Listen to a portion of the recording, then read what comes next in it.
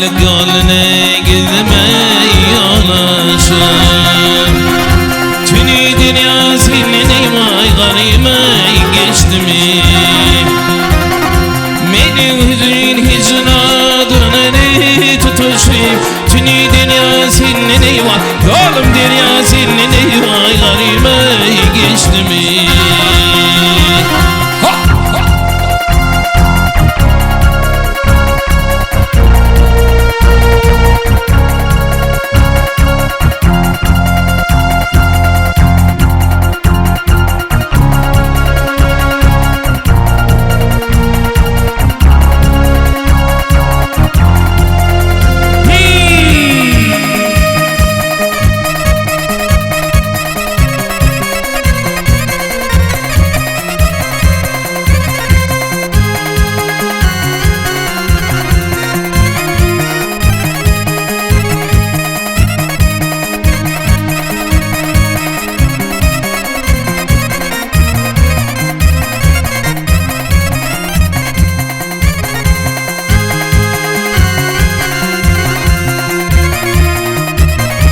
Ay hey benim yarim gitti ya Reyhan'e Şirvan'a.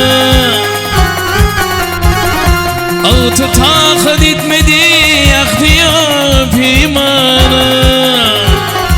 İnni senin sonra gamzıma hayvana. Tünü dünya senin eyvah zalim dünya senin eyvah garime geçti mi? Senin bir bırakı tapmadım neyle. Tanrı'nın hakkı şirasını söyle.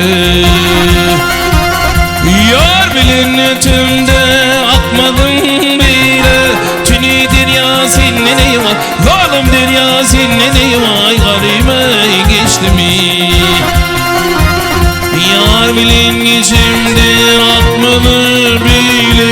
Yar bilin içimde atmalı bile. Tünü dünya senin eyvah zalim dünya senin eyvah deli dünya senin eyvah garime geçti mi?